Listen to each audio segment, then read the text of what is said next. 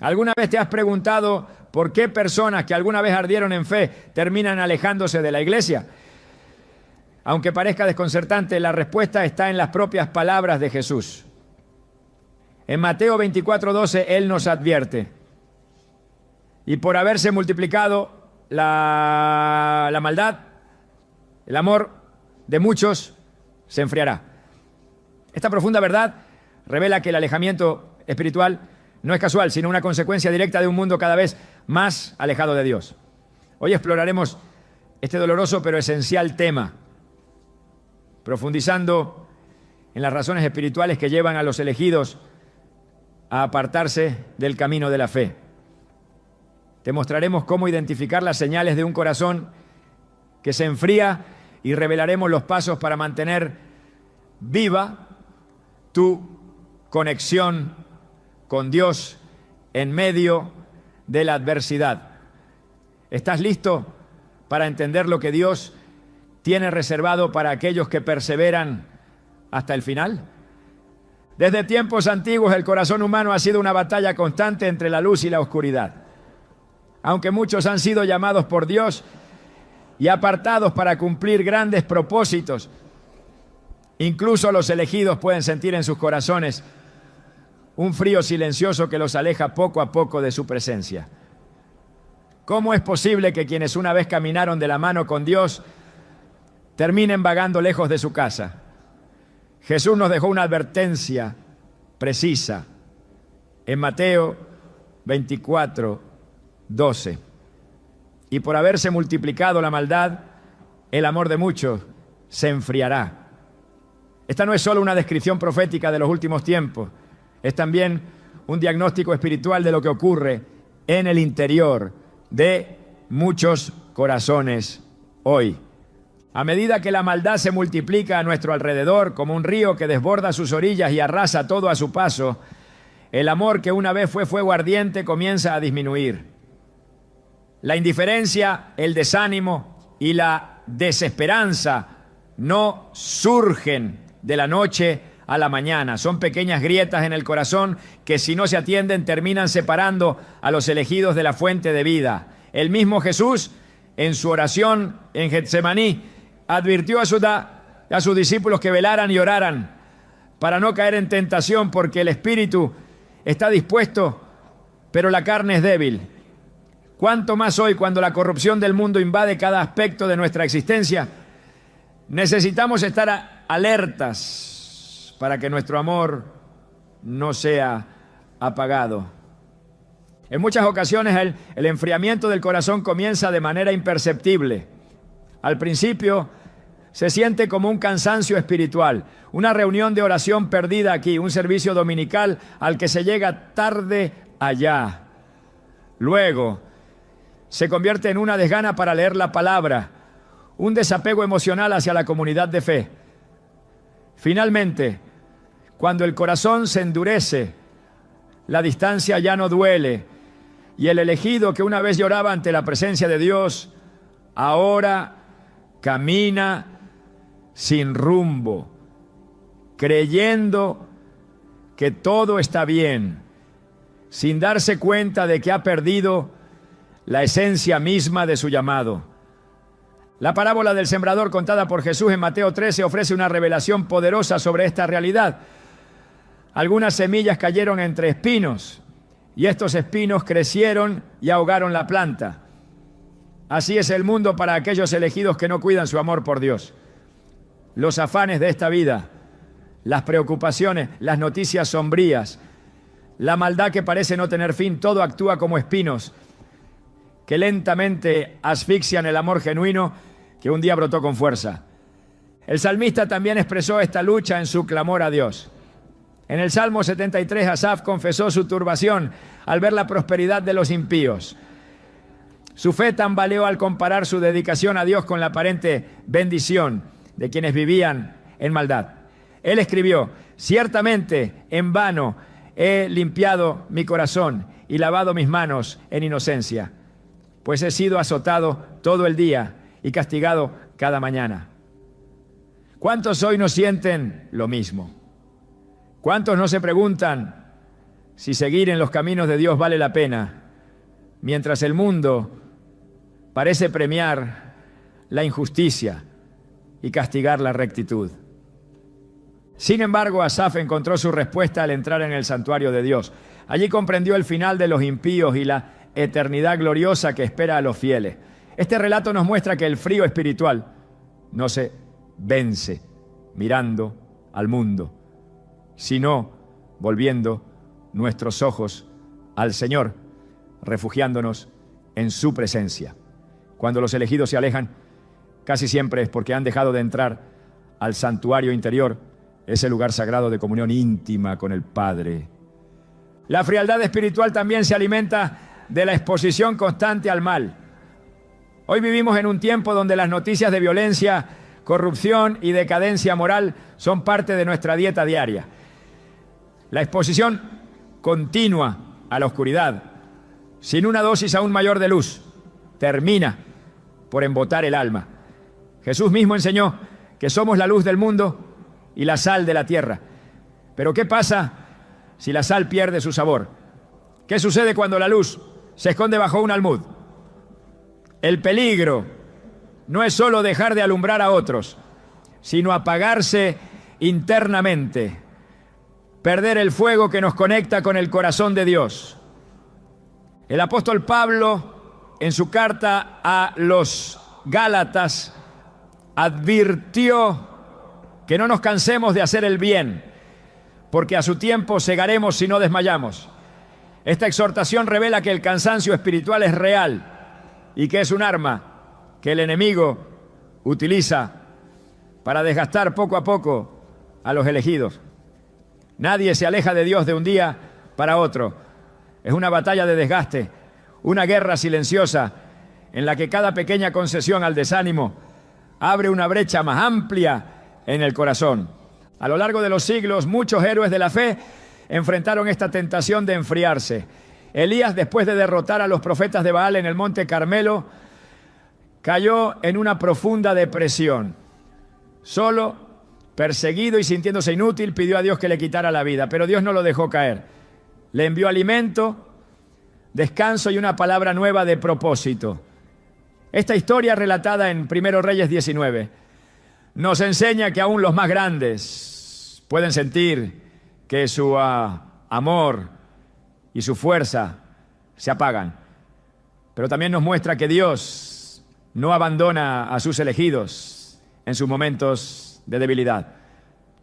Hoy en día el enemigo sigue usando las mismas estrategias: cansancio, desilusión, distracción. Pero Dios, en su amor eterno, sigue ofreciendo alimento espiritual, descanso para el alma y una voz suave que nos recuerda quiénes somos en Él.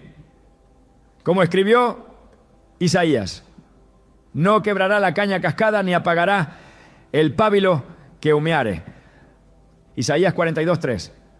Aunque nuestro amor parezca reducido a una brasa débil, Dios puede avivarlo de nuevo hasta convertirlo en llama viva. Para combatir el enfriamiento espiritual es esencial reconocer las señales tempranas.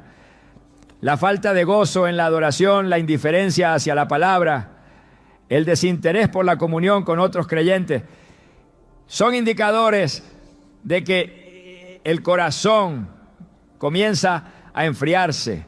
La Escritura nos llama a examinarnos a nosotros mismos para ver si estamos en la fe, no como un acto de condena, sino como una invitación amorosa a corregir el rumbo antes de que nos alejemos demasiado. Recordemos siempre que el amor de Dios hacia nosotros nunca se enfría. Es constante, firme, inmutable. En Romanos 8:38-39, Pablo declara con valentía: por lo cual estoy seguro de que ni la muerte, ni la vida, ni ángeles, ni principados, ni potestades, ni lo presente, ni lo porvenir, ni lo alto, ni lo profundo, ni ninguna otra cosa creada nos podrá separar del amor de Dios, que es en Cristo Jesús, Señor nuestro. Esta verdad nos sostiene incluso cuando sentimos que nuestras propias fuerzas nos fallan. La vida cristiana no es una carrera de velocidad, sino una maratón de resistencia. Y como en toda carrera de larga distancia, hay momentos de euforia y momentos de agotamiento. El secreto está en no detenerse.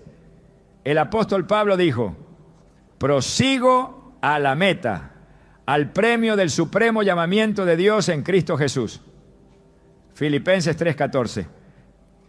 El enfriamiento viene cuando perdemos de vista la meta y nos enfocamos en las dificultades del camino. Pero si mantenemos los ojos en Jesús, autor y consumador de nuestra fe, encontraremos la fuerza para seguir adelante. Cada vez que el amor comienza a enfriarse, cada vez que sentimos que la pasión se desvanece, es una llamada de atención, no es el fin, sino una oportunidad para buscar de nuevo la fuente de vida. Es en esos momentos donde más necesitamos correr al altar, levantar nuestras manos, clamar por un toque renovador del Espíritu Santo. Como dice el salmista en el Salmo 51:10, crea en mí, oh Dios, un corazón limpio y renueva un espíritu recto dentro de mí. El enemigo sabe que si puede enfriar el amor de los elegidos, puede neutralizar su impacto en el mundo. Un creyente sin pasión es como una lámpara sin aceite. Está presente pero no ilumina. Por eso mantener el fuego del amor por Dios no es un lujo, es una necesidad vital para quien ha sido llamado a ser luz y sal en esta generación. No podemos subestimar el poder de la comunidad en esta lucha. Hebreos 10:24-25 nos exhorta: y considerémonos unos a otros para estimularnos al amor y a las buenas obras, no dejando de congregarnos, como algunos tienen por costumbre, sino exhortándonos, y tanto más cuanto veis que aquel día se acerca. Separarse de la comunidad de fe es como separar un carbón encendido del fuego. Se apagará más rápido. Permanecer conectados, alentándonos mutuamente, es una manera poderosa de mantener nuestro amor encendido. Dios no nos ha llamado a ser espectadores de la maldad, sino a ser transformadores de la realidad. Él nos ha equipado con su espíritu para resistir el frío del mundo y mantener nuestro amor vivo en medio de la oscuridad. No importa cuán frío se torne el ambiente a nuestro alrededor. El fuego de Dios en nosotros puede prevalecer. Hoy, si sientes que tu amor se ha enfriado, no te condene. No creas la mentira de que todo está perdido. Al contrario, escucha la voz amorosa del Padre que te llama a regresar. Como en la historia del hijo pródigo relatada en Lucas 15, el padre no esperó que el hijo trajera excusas o justificaciones. Simplemente lo vio de lejos, corrió hacia él, lo abrazó y restauró su dignidad. Así también Dios te espera, no con reproche, no, sino con amor, con un anillo nuevo para tu dedo y sandalias para tus pies. El enfriamiento del amor no es el final de la historia para los elegidos. Es solo una pausa en el camino, un llamado urgente a regresar a la fuente, a sumergirse de nuevo en la presencia que transforma y renueva. Dios no ha terminado contigo. Él aún tiene planes, aún tiene propósitos, aún tiene promesas que cumplir en tu vida. Hoy es el día para encender de nuevo el altar de tu corazón. Hoy es el día para decirle al Señor: oh, sopla sobre mí, Espíritu Santo, aviva el fuego que un día encendiste.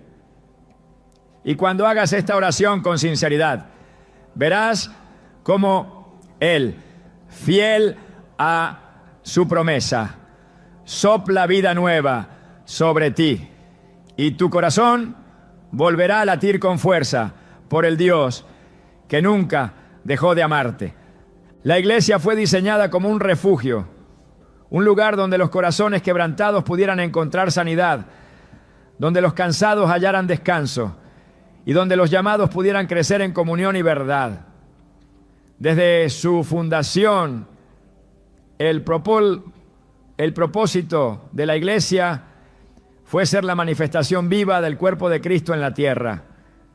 Sin embargo, a lo largo de la historia ha sido también un lugar donde las heridas más profundas se han infligido, no por enemigos declarados, sino por aquellos que una vez compartieron el mismo altar y la misma fe.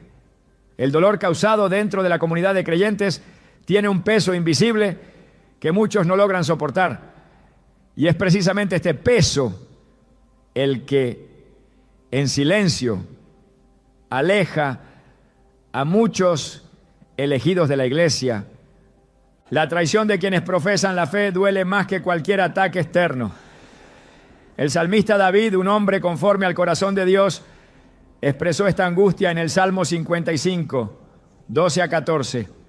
Porque no me afrentó un enemigo, lo cual habría soportado, ni se alzó contra mí el que me aborrecía, porque me habría ocultado de él, sino tú, hombre, al parecer íntimo mío, mi guía y mi familiar, que juntos comunicábamos dulcemente los secretos y andábamos en amistad en la casa de Dios. Estas palabras resuenan con la amarga realidad de aquellos que han sido heridos dentro de la iglesia, no por desconocidos, sino por aquellos que caminaron junto a ellos en el sendero de la fe. La decepción espiritual actúa de manera silenciosa pero devastadora. No se manifiesta de inmediato, se acumula lentamente, alimentada por expectativas incumplidas, promesas rotas, falta de amor genuino y actos de hipocresía que contradicen la esencia misma del Evangelio. Cada decepción es como una pequeña astilla que se clava en el corazón y cuando no se atiende se convierte en una herida infectada que corroe la fe desde dentro. El mismo Jesús, en su caminar terrenal, no estuvo exento de esta amarga experiencia. Judas Iscariote, uno de los 12, a quien Jesús había amado, enseñado y confiado, lo entregó con un beso. No fue un enemigo quien lo traicionó, sino un amigo íntimo. Esta traición quedó registrada como una advertencia eterna para aquellos que siguen a Cristo. Las heridas más profundas no vendrán de afuera, sino de dentro. El apóstol Pablo también enfrentó la amarga realidad de la traición y el abandono dentro de la comunidad de creyentes. En 2 Timoteo 4:10 escribió con dolor: porque Demas me ha desamparado amando este mundo y se ha ido hasta Tesalónica. Y más adelante, en el mismo capítulo, expresó: en mi primera defensa ninguno estuvo a mi lado, sino que todos me desampararon. Estas confesiones no son meras anotaciones personales, son testimonios inspirados que revelan la constante lucha de los elegidos al enfrentar el peso de la decepción espiritual. La Escritura no oculta estas realidades porque forman parte del proceso de purificación y madurez del creyente. Dios permite que atravesemos estos dolores para moldear en nosotros un carácter firme y dependiente solo de Él. Santiago 1, a 2, a 4 nos exhorta: hermanos míos, tened por sumo gozo cuando os halléis en diversas pruebas, sabiendo que la prueba de vuestra fe produce paciencia. Mas tenga la paciencia su obra completa, para que seáis perfectos y cabales, sin que os falte cosa alguna. La decepción espiritual es, paradójicamente, una de esas pruebas que Dios usa para perfeccionar nuestra fe y enseñarnos a mirar más allá de los hombres, fijando nuestros ojos solo en Cristo. La iglesia, como cuerpo de creyentes, está compuesta de vasos frágiles, personas en proceso de santificación que aún luchan contra sus debilidades. Pretender encontrar una iglesia perfecta en esta tierra es ignorar la verdad de la condición humana caída. Aún los más santos, los más consagrados, son susceptibles a errores y fallas. El apóstol Juan lo declara en 1 Juan 1:8. Si decimos que no tenemos pecado, nos engañamos a nosotros mismos y la verdad no está en nosotros. Esta conciencia debe llevarnos no a justificar el pecado dentro de la iglesia, sino a entender que nuestra esperanza y nuestra fidelidad no deben estar ancladas en hombres, sino en Dios. La decepción espiritual se agrava cuando se pierde esta perspectiva. Cuando el creyente pone su fe en líderes humanos en lugar de en el Señor, la caída de estos líderes provoca no solo tristeza, sino naufragio de la fe. Pablo advirtió a Timoteo sobre aquellos que sufrirían naufragio en cuanto a la fe. Primera epístola a Timoteo, capítulo 1, versículo 19. Y muchos hoy siguen tropezando por no discernir correctamente dónde debe estar puesta su confianza. Hebreos 12:2 nos señala el camino correcto. Puestos los ojos en Jesús, el autor y consumador de la fe. A pesar del dolor legítimo que producen las heridas dentro de la iglesia, el llamado de Dios nunca ha sido a abandonar el cuerpo de Cristo. Separarse por dolor no es la solución, pues al hacerlo el creyente se aísla del diseño divino para su sanidad y crecimiento. Proverbio 18. Uno advierte: el que se aísla busca su propio deseo, contra toda sana sabiduría se encoleriza. El enemigo sabe que un creyente aislado es un creyente vulnerable, fácil de atacar, y por eso utiliza la decepción como un arma poderosa para alejar a los elegidos del rebaño. La respuesta bíblica ante la decepción espiritual no es el alejamiento, sino la restauración. En Gálatas 6:1 el apóstol Pablo instruye: hermanos, si alguno fuere sorprendido en alguna falta, vosotros que sois espirituales, restauradle con espíritu de mansedumbre, considerándote a ti mismo, no sea que tú también seas tentado. La madurez espiritual se manifiesta en la capacidad de soportar las debilidades de otros, de interceder por ellos y de buscar su restauración en lugar de caer en el resentimiento. La falta de perdón es otra raíz oculta que crece a partir de la decepción y que finalmente separa a muchos del cuerpo de Cristo. Jesús fue claro en Mateo 6:14-15. Porque si perdonáis a los hombres sus ofensas, os perdonará también a vosotros vuestro Padre Celestial. Mas si no perdonáis a los hombres sus ofensas, tampoco vuestro Padre os perdonará vuestras ofensas. Perdonar no significa aprobar el mal cometido, sino liberar el corazón de la carga, del odio, y abrir la puerta para que Dios sane las heridas más profundas. A lo largo de la historia bíblica vemos cómo Dios ha trabajado a través de hombres y mujeres imperfectos para cumplir sus propósitos. Abraham mintió, Moisés dudó, David pecó gravemente, Pedro negó a Jesús, Pablo persiguió a la iglesia antes de ser transformado. Y aún así, Dios no desechó a ninguno de ellos. El plan de Dios para su pueblo ha sido siempre redentor, no punitivo. La iglesia, a pesar de sus fallas, sigue siendo su plan para manifestar su gloria en la tierra. Efesios 5:25-27 describe la visión de Cristo para su iglesia.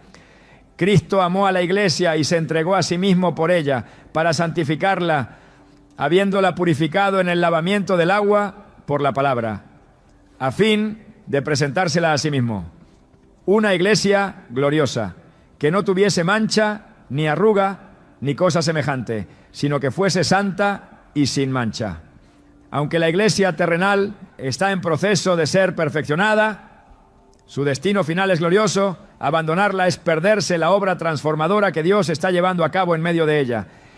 Aquellos que han sido heridos en la iglesia deben recordar que su sanidad no depende de las disculpas humanas, sino de la gracia de Dios obrando en sus corazones.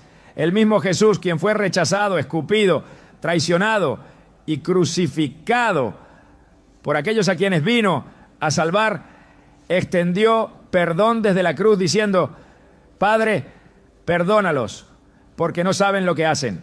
Lucas 23:44. Esta es la medida del amor que Dios nos llama a imitar.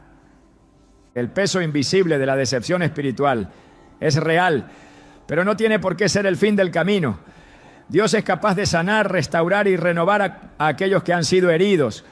Él es el que venda los corazones quebrantados y restaura las ruinas antiguas. Como declara Isaías 61:1, hablando del ministerio del Mesías: el Espíritu de Jehová el Señor está sobre mí, porque me ungió Jehová, me ha enviado a predicar buenas nuevas a los abatidos, a vendar a los quebrantados de corazón, a publicar libertad a los cautivos y a los presos, apertura de la cárcel. Aunque las heridas infligidas dentro de la iglesia puedan ser profundas, el poder sanador de Dios es infinitamente mayor. Él es capaz de hacer nuevas todas las cosas, incluso aquellas áreas de nuestra vida marcadas por el dolor y la desilusión. En su presencia, las cicatrices se transforman en testimonios de su gracia y los corazones heridos en instrumentos de sanidad para otros. No importa cuán pesado sea el dolor que hayas experimentado, no estás llamado a cargarlo solo. Jesús invitó en Mateo 11:28, venid a mí todos los que estáis trabajados y cargados, y yo os haré descansar. Este descanso no es simplemente la ausencia de actividad, sino la restauración profunda del alma que solo Él puede dar. No permitas que la decepción espiritual te robe el propósito glorioso que Dios tiene para ti dentro de su iglesia. Dios sigue edificando su iglesia y las puertas del Hades no prevalecerán contra ella. Aunque haya caídas, errores y pecados en medio de su gente, la promesa de Jesús permanece firme. Él es quien purifica, quien perfecciona y quien prepara a su esposa para el gran día. Hoy es el tiempo de levantar la mirada, de sanar las heridas, de perdonar y de regresar con un corazón renovado a formar parte del cuerpo vivo de Cristo. La verdad de Dios permanece inmutable a través de los siglos, pero la inclinación del corazón humano tiende a buscar caminos más cómodos, senderos que no exijan renuncia ni sacrificio. En medio de esta tensión, muchos elegidos han comenzado a alejarse. No porque nieguen a Dios abiertamente, sino porque han sido seducidos por un evangelio diluido. Uno que ofrece promesas de gloria, sin el llamado al arrepentimiento. Uno que habla de bendiciones, sin mencionar la cruz. La Escritura ya lo había advertido en 2 Timoteo 4:3-4. Porque vendrá tiempo cuando no sufrirán la sana doctrina, sino que teniendo comezón de oír, se amontonarán maestros conforme a sus propias concupiscencias y apartarán de la verdad el oído y se volverán a las fábulas. Este tiempo no es una posibilidad futura, es una realidad que respira en nuestros días.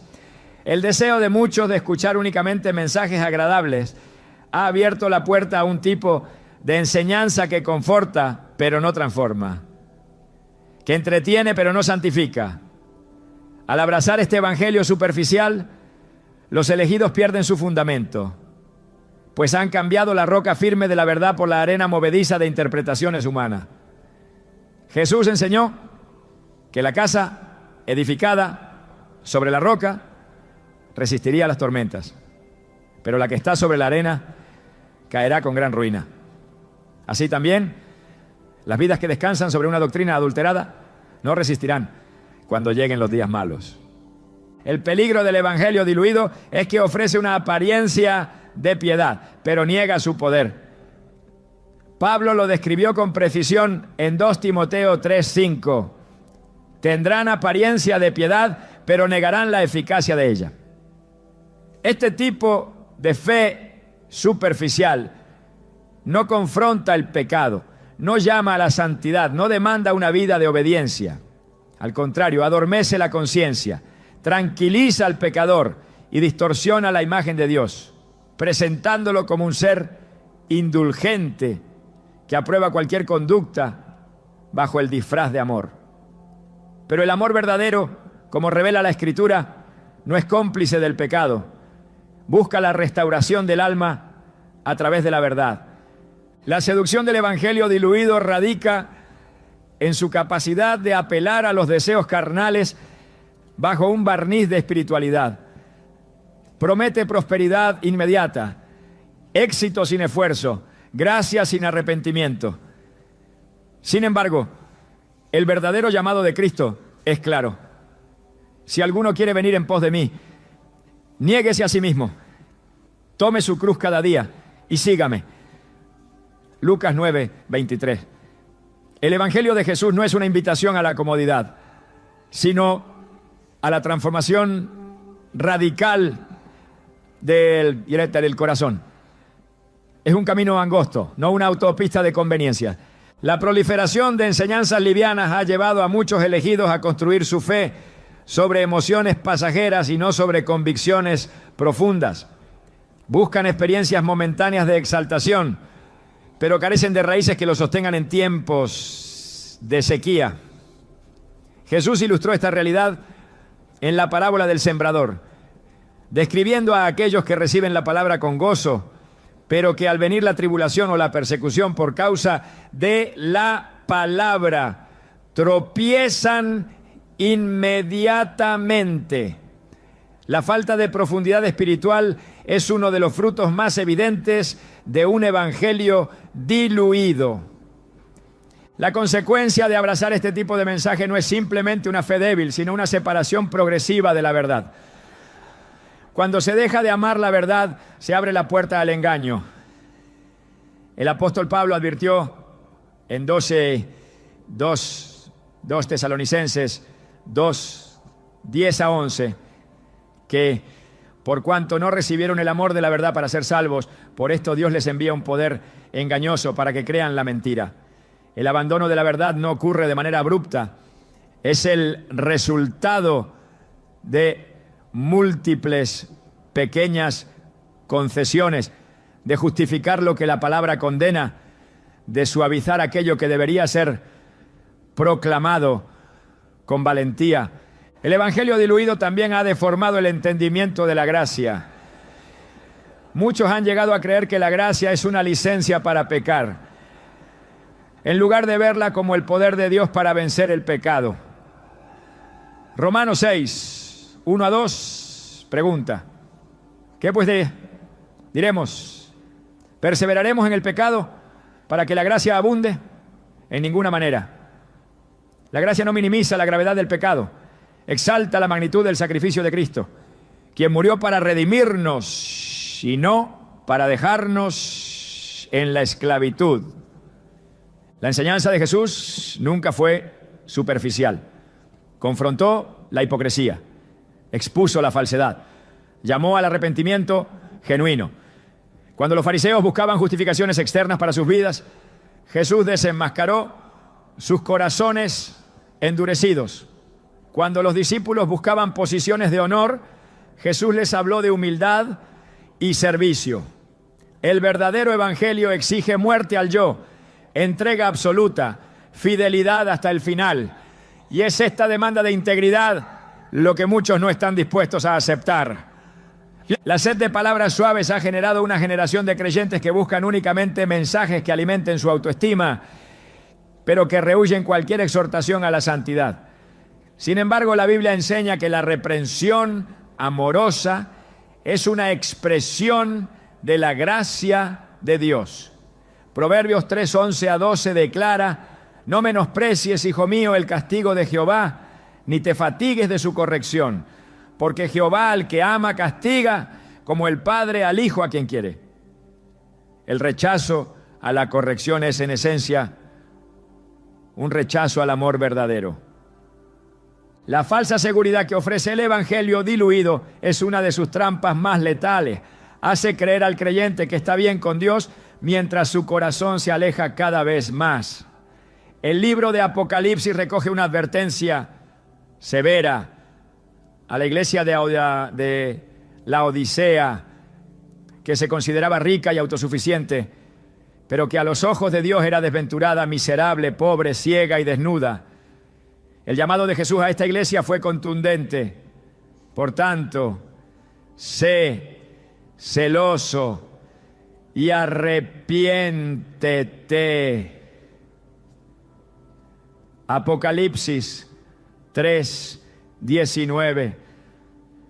Los elegidos que sucumben al evangelio diluido pierden la pasión por la verdad, el fervor por la santidad y la urgencia de la misión. Se conforman con una vida espiritual tibia, incapaces de impactar el mundo que los rodea.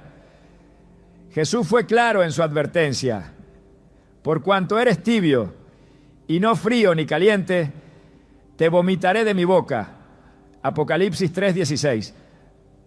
Estas palabras no están dirigidas a incrédulos, sino a miembros de la iglesia que han perdido su ardor inicial. La única cura para el engaño del evangelio diluido es un retorno radical a la palabra de Dios, no interpretándola según conveniencia humana, sino recibiéndola como la voz viva y eficaz que transforma, corrige y santifica. Hebreos 4:12 afirma: porque la palabra de Dios es viva y eficaz, y más cortante que toda espada de dos filos, y penetra hasta partir el alma y el espíritu, las coyunturas y los tuétanos, y discierne los pensamientos y las intenciones del corazón. Solo una exposición constante y reverente a la verdad puede sanar las heridas causadas por las enseñanzas adulteradas. El llamado hoy es a regresar al evangelio puro, al mensaje que exalta a Cristo como el único camino, la única verdad y la única vida. Un mensaje que confronta el pecado, que llama al arrepentimiento, que invita a la transformación. El evangelio de la cruz, no el de la comodidad. El evangelio del servicio, no el de la autoexaltación. El evangelio del sacrificio, no el del hedonismo espiritual. Los verdaderos elegidos no son aquellos que buscan palabras que les hagan sentir bien, sino aquellos que, amando la verdad, abrazan la corrección, aceptan el llamado al quebrantamiento y persiguen la santidad. Son aquellos que, como Pablo, pueden decir: con Cristo estoy juntamente crucificado, y ya no vivo yo, mas vive Cristo en mí. Gálatas 2:20. No todo el que dice Señor, Señor, entrará en el reino de los cielos, sino aquel que hace la voluntad de mi Padre que está en los cielos. Advirtió Jesús en Mateo 7:21. La fe auténtica se manifiesta en la obediencia, no en la mera proclamación verbal. Y la obediencia solo es posible cuando se recibe la palabra de Dios con un corazón humilde y dispuesto a ser transformado. Volver al evangelio verdadero es más que una corrección teológica. Es un clamor del corazón que anhela conocer a Dios en verdad y no conformarse con imitaciones vacías. Es abrazar el dolor de la corrección, el peso de la renuncia y la alegría de una vida plena en Cristo. Es reconocer que no hay atajos hacia la madurez espiritual, que el camino de la cruz sigue siendo la única vía hacia la resurrección. El evangelio diluido ofrece promesas huecas. El evangelio verdadero ofrece vida eterna. El primero infla el ego, el segundo crucifica la carne. El primero acomoda la conciencia, el segundo despierta el alma. Ante esta disyuntiva, cada creyente debe decidir de qué fuente beberá, en qué terreno edificará su vida y a qué voz prestará su oído. La voz de Dios sigue resonando, llamando a los elegidos a despertar, a sacudir el letargo espiritual y a revestirse de la armadura de la verdad. Como exhorta Efesios 6:14, estad pues firmes, ceñidos vuestros lomos con la verdad y vestidos con la coraza de justicia. Solo quienes estén firmemente arraigados en la verdad permanecerán en pie en los días de prueba. Hoy es tiempo de evaluar si nuestra fe está cimentada en la verdad inmutable de Dios o en las promesas vacías de un evangelio diluido. Es tiempo de regresar a las sendas antiguas, de caminar en obediencia, de abrazar la cruz, de vivir para la gloria de aquel que nos llamó de las tinieblas a su luz admirable. El llamado a seguir a Cristo es, en su esencia, un llamado a la dependencia absoluta de Dios. Sin embargo, el corazón humano herido por el pecado original tiende a buscar su propia gloria, a confiar en su propio entendimiento y a edificar caminos fuera de la dirección divina. Esta inclinación, tan antigua como el Edén, sigue vigente aún en los corazones de los elegidos. El orgullo espiritual y la búsqueda de una autonomía disfrazada de madurez son sendas sutiles que, sin que el alma lo perciba, conducen al alejamiento progresivo de la iglesia y de la comunión con el cuerpo de Cristo. Desde el principio de la historia humana, la autonomía mal entendida ha sido una de las armas más poderosas del enemigo para desviar a los escogidos.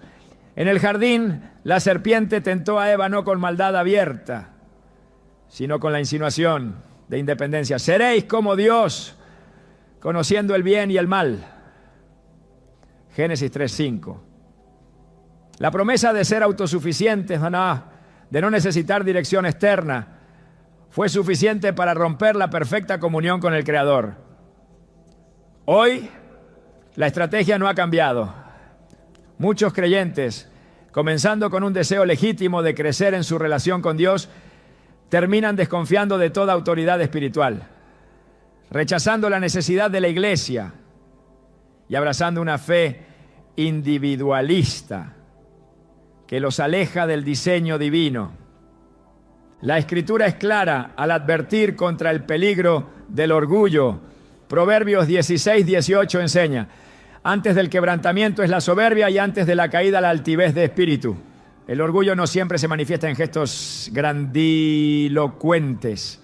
A menudo se esconde en pensamientos de autosuficiencia espiritual, en la creencia de que ya no es necesaria la enseñanza, la corrección o el compañerismo de la iglesia. Bajo la apariencia de fortaleza se enraiza una independencia que, lejos de ser un signo de madurez, es la antesala del extravío. Uno de los mayores engaños del orgullo espiritual es hacer creer al creyente que puede caminar solo, que su relación directa con Dios basta y que la comunión con el cuerpo de Cristo es opcional o secundaria. Esta visión distorsionada ignora la clara enseñanza de 1 Corintios 12, donde Pablo afirma que somos miembros los unos de los otros y que el cuerpo no puede decir a la mano: no te necesito.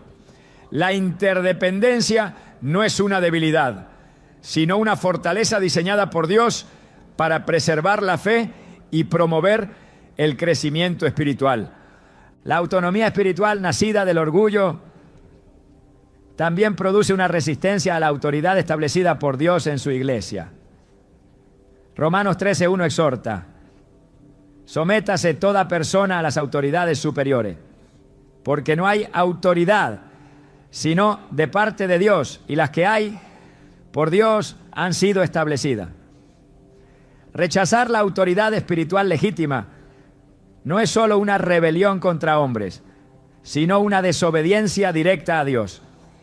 El creyente que se aísla de la guía pastoral, que desprecia la enseñanza doctrinal y que rehúsa ser exhortado, pronto encontrará su corazón endurecido y su fe desviada.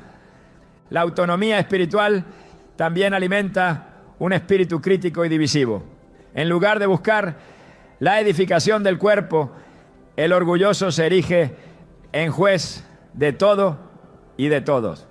Tito 3:10 instruye: al hombre que cause divisiones, después de una y otra amonestación, deséchalo. El espíritu de crítica constante, disfrazado muchas veces de celo por la verdad, revela en realidad un corazón que ha perdido la humildad necesaria para vivir en comunión. El peligro del orgullo espiritual no se limita al aislamiento, también produce una deformación del carácter. El creyente orgulloso pierde la capacidad de aprender, de ser corregido y de crecer. Proverbios 11:2 declara: cuando viene la soberbia, viene también la deshonra, mas con los humildes está la sabiduría. El crecimiento espiritual no es el resultado de la autonomía, sino de la sumisión continua al Espíritu Santo, a la palabra de Dios y a la comunidad de fe. que Dios ha provisto. A lo largo de la historia bíblica, los ejemplos de caída provocada por el orgullo abundan. El rey Saúl, ungido por Dios, comenzó su reinado con humildad, pero terminó alejado de Dios, consumido por su deseo de controlar su destino. En el primer libro de Samuel, capítulo 15, versículo 23, el profeta Samuel le reprochó: porque como pecado de adivinación es la rebelión y como ídolos e idolatría la obstinación. La autonomía no confesada es una forma de idolatría, una exaltación del yo por encima de Dios. El orgullo espiritual también se manifiesta en la incapacidad de aceptar la disciplina de Dios. Hebreos 12:6 recuerda: porque el Señor al que ama disciplina y azota a todo el que recibe por hijo. El corazón que rechaza la corrección revela que no ha entendido el amor paternal de Dios y su camino termina en alejamiento y pérdida espiritual. Aún entre los más consagrados, la tentación de la autonomía es una constante. El apóstol Pedro, antes de negar a Jesús, declaró con osadía que aunque todos tropezaran, él no lo haría. Su confianza estaba puesta en su propia fuerza y no en la gracia de Dios. El resultado fue la humillación pública de su caída. Solo después de su quebrantamiento, Pedro entendió que su dependencia debía estar plenamente en Cristo y no en su propia determinación. Hoy muchos elegidos caminan hacia la misma trampa, creyendo que su madurez espiritual les permite caminar solos, sin rendición de cuentas, sin comunidad, sin la corrección amorosa de hermanos en la fe. Pero la Escritura enseña que la verdadera madurez se manifiesta en una humildad creciente, no en una independencia arrogante. El orgullo espiritual es un enemigo silencioso. No siempre se manifiesta en rebelión abierta, sino en pequeños gestos, en la falta de disposición para pedir consejo, en la resistencia a ser enseñado, en la crítica constante hacia otros creyentes. Y cuando estos gestos se acumulan, producen un alejamiento progresivo que muchas veces el alma no detecta hasta que se encuentra sola y vulnerable. El remedio contra la autonomía espiritual no es el aislamiento en una relación personal con Dios, desligada del cuerpo de Cristo, sino el retorno humilde a la comunión y la interdependencia. Efesios 4:16 describe cómo el cuerpo crece bien concertado y unido entre sí por todas las coyunturas que se ayudan mutuamente, según la actividad propia de cada miembro, recibiendo su crecimiento para ir edificándose en amor. El crecimiento no es el resultado de una búsqueda solitaria, sino de una vida en comunidad donde cada miembro contribuye y recibe de los demás. La verdadera grandeza en el reino de Dios no se mide por la independencia, sino por la capacidad de servir a los demás en amor y humildad. Jesús mismo, siendo el Hijo de Dios, no vino para ser servido, sino para servir y dar su vida en rescate por muchos. El modelo de vida cristiana no es la autoexaltación, sino la entrega sacrificial. En Filipenses 2:3-5, Pablo exhorta: nada hagáis por contienda o por vanagloria, antes bien con humildad, estimando cada uno a los demás como superiores a él mismo, no mirando cada uno por lo suyo propio, sino cada cual también por lo de los otros. Haya pues en vosotros este sentir que hubo también en Cristo Jesús. El corazón que adopta esta actitud se preserva del veneno del orgullo y permanece firme en el llamado de Dios. La lucha contra el orgullo espiritual es continua. Requiere vigilancia, oración y una entrega diaria a la obra del Espíritu Santo. Es una batalla que se libra en el silencio del corazón, donde cada pensamiento de autosuficiencia debe ser llevado cautivo a la obediencia a Cristo. Como enseña 2 Corintios 10:5, derribando argumentos y toda altivez que se levanta contra el conocimiento de Dios y llevando cautivo todo pensamiento a la obediencia a Cristo. Hoy más que nunca los elegidos deben reconocer la sutileza del orgullo y la autonomía espiritual. Deben volver a la dependencia plena del Señor, a la comunión sincera con el cuerpo de Cristo, a la humildad que abre las puertas a la gracia. Porque, como enseña Santiago 4:6, Dios resiste a los soberbios y da gracia a los humildes. El camino de regreso no es de exaltación personal, sino de humillación santa. No es reclamando derechos, sino rindiendo corazones. No es buscando independencia, sino abrazando la interdependencia que Dios diseñó para su iglesia. Es volviendo a los pies del Maestro, reconociendo que separados de Él, nada podemos hacer. El orgullo espiritual puede ser sutil, pero su fruto es evidente: soledad, estancamiento, endurecimiento del corazón. La humildad, en cambio, produce comunión, crecimiento y madurez verdadera. Cada día el creyente debe escoger qué camino seguirá: el de la autosuficiencia o el de la dependencia gozosa de Dios y de su cuerpo. La elección es personal, pero las consecuencias son eternas. Y en esa elección diaria, el Espíritu Santo ofrece su guía, su fuerza y su consuelo, recordándonos que el camino de la cruz sigue siendo el único que lleva a la vida. La vida de fe no transcurre en un terreno llano y apacible, sino en un sendero donde los vientos soplan fuerte y las tormentas no siempre anuncian su llegada. Aunque muchos comienzan su caminar espiritual con entusiasmo y pasión, hay momentos en los que las pruebas golpean con tal intensidad que hasta el más firme tiembla. Las pruebas, inevitables y necesarias, tienen el poder de moldear, pero también el peligro de quebrantar.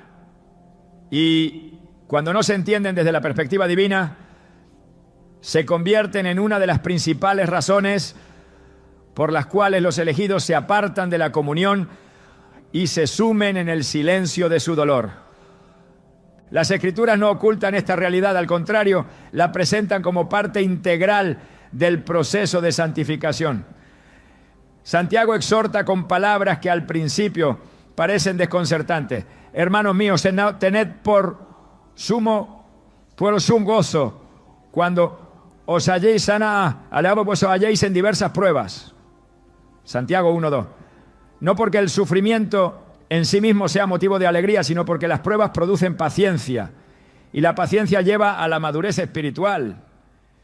Sin embargo, cuando la perspectiva eterna se pierde, la aflicción se convierte en una piedra de tropiezo. Muchos elegidos, al enfrentar el peso de una pérdida, la traición de seres queridos, la enfermedad prolongada o el aparente silencio de Dios, comienzan a cuestionar no solo su amor, sino también su fidelidad. El clamor del alma herida se parece al de David en el Salmo 13. ¿Hasta cuándo, Jehová? ¿Me olvidarás para siempre? ¿Hasta cuándo esconderás tu rostro de mí? Estas palabras, que brotan de la desesperación, son testimonio de que incluso los más cercanos a Dios han experimentado la angustia de sentir que Él guarda silencio en medio del dolor. El problema no reside en ser probados, sino en cómo se responde a la prueba. La fe genuina no es aquella que nunca duda, sino aquella que en medio de la duda se aferra a Dios. La historia de Job es un ejemplo inquebrantable. Siendo un hombre íntegro y temeroso de Dios, su vida fue azotada por calamidades que hubieran destruido a muchos. Sin embargo, en su dolor, Job declaró: aunque Él me matare, en Él esperaré. Job 13:15. Esta postura revela la diferencia entre quien se mantiene firme y quien, vencido por la amargura, se aleja. La prueba revela la calidad de la fe. Pedro, escribiendo a creyentes que enfrentaban persecución, enseñó que la fe debe ser probada como el oro, aunque perecedero, se prueba con fuego. Primera Pedro 1:7. El fuego no destruye el oro, lo purifica. De igual manera, las pruebas, aunque intensas, no están destinadas a destruir al creyente, sino a refinar su carácter, a despojarlo de toda dependencia de sí mismo y a afirmarlo en la roca inconmovible que es Cristo. Sin embargo, cuando el dolor se prolonga y las respuestas parecen no llegar, el corazón humano tiende a endurecerse. La amargura se instala silenciosamente, robando la sensibilidad espiritual. La oración se convierte en un eco vacío, la lectura de la palabra en un deber sin vida y la comunión con otros creyentes en una carga que ya no se desea llevar. En este estado, muchos elegidos comienzan a distanciarse, convencidos de que su lucha es incomprendida o que Dios ha olvidado su sufrimiento.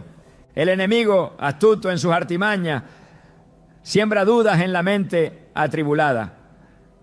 Como susurró a Eva en el Edén, cuestiona el carácter de Dios. Con que Dios os ha dicho, Génesis 3:1. En medio de la prueba, estas semillas de duda encuentran terreno fértil en un corazón herido, y si no son confrontadas con la verdad, germinan en incredulidad y alejamiento. La respuesta bíblica ante las pruebas no es la retirada, sino la perseverancia. Romanos 5:3-4 declara: nos gloriamos en las tribulaciones, sabiendo que la tribulación produce paciencia. Y la paciencia, prueba, y la prueba, esperanza. La esperanza no es el resultado de una vida sin conflictos, sino del proceso de atravesar el fuego con la certeza de que Dios está obrando incluso en el dolor. Jesús mismo, en su humanidad perfecta, enfrentó la prueba suprema en Getsemaní. Afligido hasta el punto de sudar sangre, clamó: Padre mío, si es posible, pase de mí esta copa, pero no sea como yo quiero, sino como tú.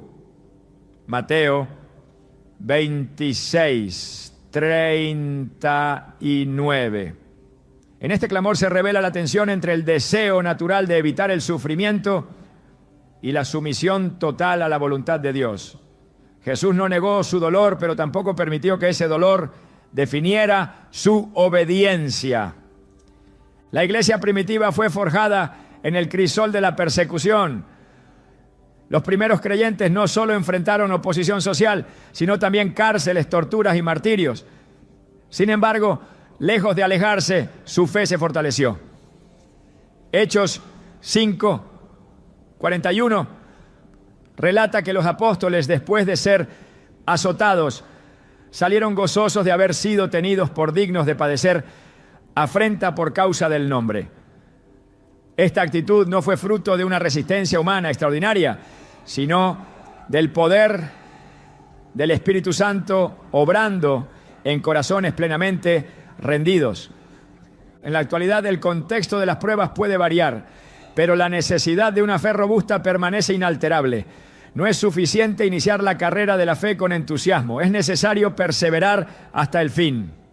Hebreos 12, 1-2 exhorta: corramos con paciencia la carrera que tenemos por delante, puestos los ojos en Jesús, el autor y consumador de la fe.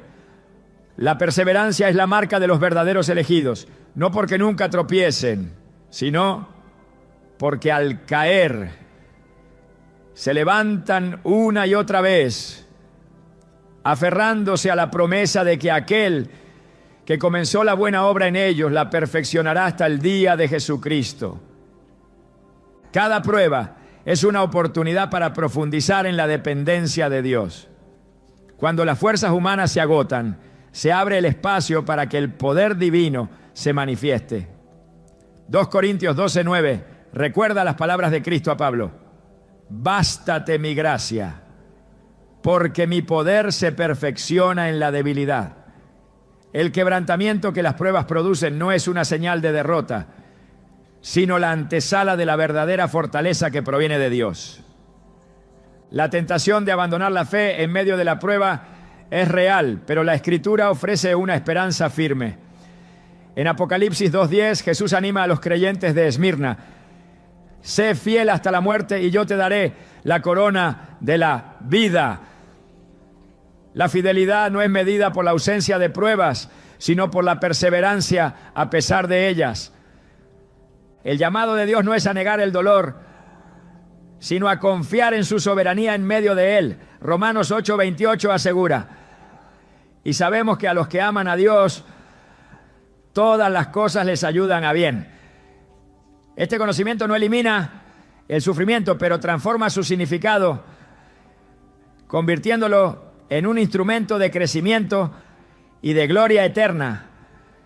Cuando los elegidos enfrentan pruebas que sacuden su fe, tienen dos caminos: permitir que el dolor los aparte de Dios o dejar que los acerque más a Él. La respuesta correcta no surge de la fuerza humana, sino de la gracia divina que sostiene, consuela y renueva. Salmo 34:18 declara: cercano está Jehová a los quebrantados de corazón y salva a los contritos de espíritu. El Dios que permite la prueba es el mismo que promete estar presente en medio de ella. La historia de la redención es una historia de pruebas superadas, de fe purificada, de almas transformadas a través del dolor. Cada prueba, cada lágrima, cada clamor silencioso ante el trono de la gracia tiene su eco en la eternidad. Nada se pierde en el reino de Dios. Cada sufrimiento llevado en fe es semilla de gloria futura. La fe que resiste la prueba es una fe que refleja el carácter de Cristo. Es una fe que, aunque pase por el valle de sombra de muerte, no teme mal alguno porque sabe que el pastor está presente. Es una fe que, como el oro, brilla con mayor intensidad después de haber sido refinada en el fuego. Por tanto, los elegidos no deben sorprenderse cuando las pruebas vengan, ni deben interpretarlas como señal de abandono divino. Antes bien, deben ver en ellas el instrumento de Dios para conformarlos a la imagen de su Hijo. Romanos 8:29 declara que fuimos predestinados para ser hechos conformes a la imagen de su Hijo. Este proceso de conformidad implica necesariamente atravesar momentos de quebrantamiento, donde el yo es crucificado y la vida de Cristo es formada en nosotros. Hoy es tiempo de recordar que las pruebas, aunque duras, no son eternas. 2 Corintios 4:17 afirma: porque esta leve tribulación momentánea produce en nosotros un cada vez más excelente y eterno peso de gloria. La perspectiva correcta transforma la prueba de un obstáculo insuperable en una puerta hacia una gloria que trasciende todo sufrimiento presente. El elegido que entiende el propósito de las pruebas no se rinde, no retrocede, no abandona la fe. Se aferra a la promesa, camina por fe y no por vista, y confía en que el Dios que lo llamó es fiel para sostenerlo hasta el fin. El amor de Dios no se extingue ante la fragilidad humana. Aunque los elegidos se alejen, aunque el fuego del primer amor se apague, aunque la decepción, el orgullo o las pruebas los hayan hecho retroceder, la voz del buen pastor sigue llamándolos con ternura irresistible. El mismo que una vez plantó su semilla en sus corazones no los abandona en su extravío, sino que, como en la parábola del hijo pródigo, espera con brazos abiertos el regreso de aquellos que fueron marcados para un destino eterno. Jesús enseñó en Lucas 15:20 que el padre, al ver de lejos a su hijo perdido, corrió y se echó sobre su cuello y le besó. Esta imagen revela el corazón del padre que nunca renuncia a los suyos. El llamado de Dios no es una voz acusadora que recuerda los errores, sino una invitación amorosa a la restauración. Jeremías 3:22 clama: convertíos, hijos rebeldes, y sanaré vuestras rebeliones.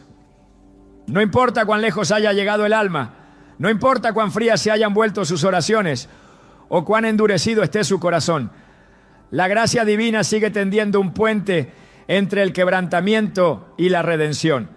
Dios no busca avergonzar al que regresa, sino vestirlo nuevamente de honra, calzar sus pies para el camino y devolverle el anillo de la dignidad perdida. El Espíritu Santo obra en lo profundo, susurrando al corazón que se ha endurecido, quebrantando las barreras que el orgullo y el dolor levantaron. La restauración no comienza en las acciones externas, sino en la rendición interior. Isaías 57:15 lo afirma: yo habito en la altura y la santidad, y con el quebrantado y humilde de espíritu, para vivificar el espíritu de los humildes y para vivificar el corazón de los quebrantados.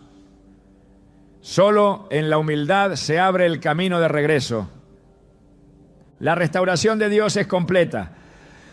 No solo restaura la comunión perdida, sino que también renueva el propósito, refuerza la fe y reacende el fuego interior. Joel 2:25 promete: y os restituiré los años que comió la oruga, el saltón, el revoltón y la langosta. Todo lo que fue perdido a causa del alejamiento, todo lo que parecía destruido por el error y la distancia, puede ser restaurado por el poder de la gracia divina. El tiempo de regresar no es mañana, es ahora. Hebreos 3:15 advierte: si oyereis hoy su voz, no endurezcáis vuestros corazones. La misericordia está extendida hoy, la invitación sigue vigente hoy, el Padre sigue esperando hoy. Cada latido es una oportunidad para responder. Cada suspiro es un eco de la voz de Dios llamando. Y quienes responden no encuentran reproche, sino redención. No encuentran condena, sino consuelo. No encuentran castigo, sino una nueva oportunidad de caminar en la plenitud para la cual fueron creados. Porque el amor de Dios, que no conoce límites, es más fuerte que cualquier extravío, más fiel que cualquier caída, más grande que cualquier alejamiento. La historia de cada elegido es un testimonio viviente de la paciencia de Dios. Aunque el camino se vea marcado por retrocesos y silencios, el propósito que Él depositó no se borra, no caduca, no se extingue. Filipenses 1:6 afirma: el que comenzó en vosotros la buena obra, la perfeccionará hasta el día de Jesucristo. Esta promesa revela que incluso en el alejamiento, el Padre sigue escribiendo capítulos de gracia en la vida de cada uno. Los que hoy parecen vagar lejos del redil aún llevan en sus corazones la huella indeleble del llamado eterno. El poder restaurador de Dios no depende de la fuerza humana, sino de su fidelidad que no falla. Hoy, más que nunca, es tiempo de recordar que no importa cuán rota parezca la vasija, en manos del alfarero puede ser moldeada para gloria mayor. Él no busca perfectos, sino disponibles. No exige un pasado limpio, sino un corazón dispuesto. Allí, en la rendición silenciosa, comienza una nueva historia, más profunda, más auténtica, más llena de su presencia. Porque en el reino de Dios, aún las caídas son oportunidades para ser elevados más allá de lo que jamás imaginamos.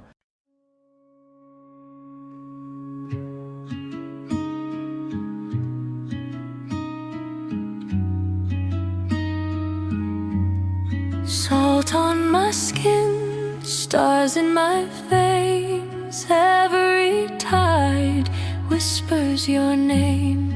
I plant my heart beneath the foam and watch it bloom, though I'm alone. Every tear becomes a seed.